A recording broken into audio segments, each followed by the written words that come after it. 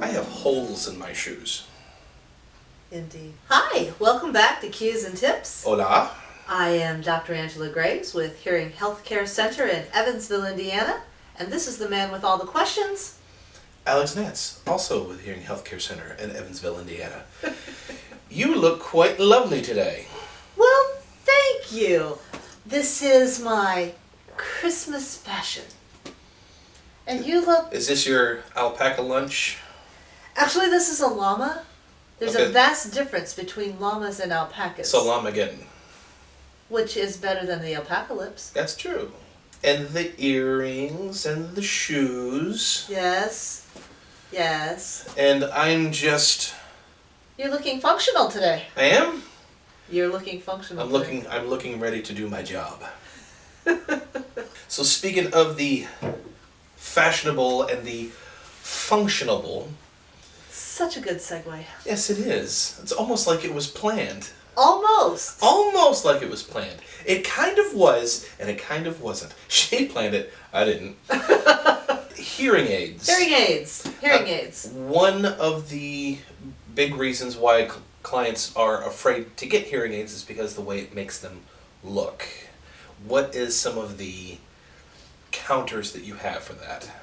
All right, so first of all, I don't want to discount vanity. And what I mean by that is, let's say I have a guy in his mid-50s comes in, he's really, needing to get hearing aids, but he doesn't want to admit it because at 50 years of age, 55 years of age, he should be on the top of his game.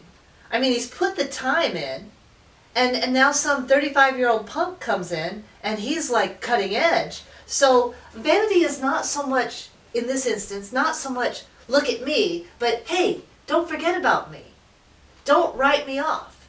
Don't assign me to the elderly to sit in the corner and just be ignored. So in that sense... I'm sitting in the corner. In that sense, a vanity is not something to be poo-pooed. Is that a technical term? Not really. I'll think of a better one. Not something to look down upon. Right, it's not something to say, oh, come on, it's just. Because it's not just a hearing aid, although it is just a hearing aid. It's not just a hearing aid to the heart of the matter. Okay, but we do have some clients who are very much of the mindset that the hearing aids are still very big and bulky. They have the banana look. Do they make hearing aids that are a lot more easy to conceal? Oh, absolutely, absolutely. Here in this office, we don't fit the bananas anymore. Because the beige bananas that are as big as your thumb, the same function can be found in a feature that's about the size of your little finger. So the big beige bananas are a relic of the past, if you will. So these are not your grandpa's hearing aids? These are not your grandpa's hearing aids. The function that we can get in these tiny little hearing aids now is amazing. We've got directional microphones, we've got binaural localization, we've got noise controls, we've got direct connect Bluetooth to the telephones. The sound quality is awesome. And they're rechargeable. So we've got a lot of features, a lot of function in some very easy on the eyes, nearly invisible hearing aids. So another reason that I know that people will say no to hearing aids, other than just, I don't want to appear old. Hearing is not just age. It's not at all. It's a lot to do with our environment. So somebody even my age, and we have clients who are even younger than my age, who have hearing loss. But it's a lot more to do with our environment and living in an industrial area. Yeah, right. Our background noise, Yes. our recreational noise, our occupational noise, just... Our full stereo in the car noise. Oh, you mean the kind that goes thump, thump, thump, thump at the stoplight? Yep. Or right in front of the office that you can hear all the way to the back of the office. Did I ever tell you what I say when I'm at a stoplight and I can feel the car next to me? No. I look at the guy driving and I'm like, job security, baby. Every time. Get the business cards during the summer when the windows are down and just toss it across. Oh, that would be a great idea. There you go. Marketing. That'd be a great idea. Highway marketing. Yeah. There are nearly invisible hearing aids. Did you know that? Like they're transparent? There are transparent hearing aids, yes. Did you Do know they that? really make that? They really do. No, I didn't know that. Okay, so those are cool. I'll have to show you some. But there's one that's called the IIC. And Yes. that is, do you know what that stands for? In the ear canal? Invisible in the ear canal. Invisible in the ear canal. So that little baby is about that big. It takes a teeny tiny battery and it fits completely down in the ear canal. You can't see it from the outside at all. Not even a teeny tiny little bit. And going along with function, a lot of our clients have, still with the old hearing aid mindset, they've heard a lot of clients or people who have hearing aids who are very upset because they don't work. Mm-hmm. They're just loud. They amplify everything. Because for a lot of places, they wouldn't program the hearing aids to their hearing loss. It would just amplify absolutely everything, and they got the noises that they were missing, but they were also getting everything else that was drowning out what they currently had, and it was just driving them nuts. And Well, that depends on what kind of hearing aid it is. mm-hmm. If it's an analog hearing aid, linear amplification, that's all it can do. If it's a digital hearing aid, on the other hand, we can program that because the hearing aid is in essence a little computer. So we can tell the hearing aid what to do and it'll do it. But very different hearing aids, very different function. Analog, linear versus digital, very, very different. Now while we're on that topic, the little teeny tiny one I was talking about, Mm-hmm. it does not have all the bells and whistles that the little one that goes over the ear has. So if you really want that teeny tiny, in the ear, invisible canal hearing aid, you're going to have to give up some function.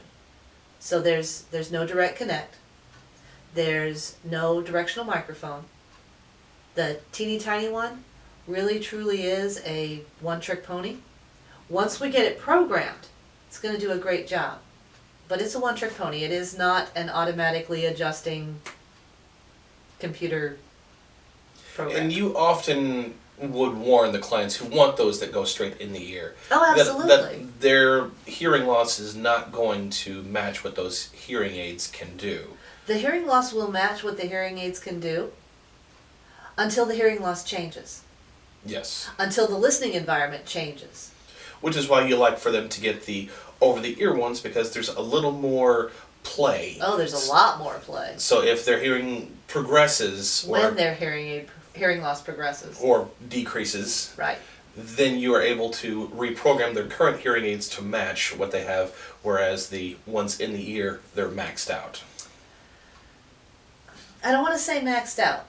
I want to say they are a one-trick pony. Okay. When your hearing loss changes, we're going to have to change the trick the pony can do. Now, there are limitations. Mm-hmm. But I don't want anybody to think that I would fit hearing aids that don't work. Yeah. It's just going to take more adjustment Mm-hmm. to get that pony to do what you want it to do. I'm going to tell you a story about a fella who wanted the teeny tiny in the ear canal. Mm-hmm. That's what he wanted. Now his hearing loss did not demand that type of hearing aid. As a matter of fact, his hearing loss demanded absolutely not that type of hearing aid. But in his words, "You don't understand. I work with a bunch of 12-year-olds. Now he wasn't a middle school teacher and his coworkers were not literally 12 years old. But he had this, what's the word I want? He had this presence to maintain. And hearing aids over the ear were not going to let him maintain that presence because of the 12-year-olds he worked with. So I made him a deal. And we had to pinky promise on it. Gimme. All right. So I would make the hearing aids for him. You just don't even know how to do that. Come here. You're weird. So we're going to have to cut all of that. I made him a deal. I will make you the teeny tiny canal hearing aids on one condition, that when you wear them and you hate them, you come back and we'll do the tiny over-the-ear hearing aids. He did pinky promise me, and I made him the hearing aids. He wore those teeny tiny hearing aids for about a week. He came back a week after that because he couldn't come in and admit. But he finally did. He came in and he said, "You're right, I hate these hearing aids. I want the other ones that go over the ear." So, yes, I will always try to get you what you need and what you want. But if what you need is different than what you want, we will absolutely try to come to an agreement.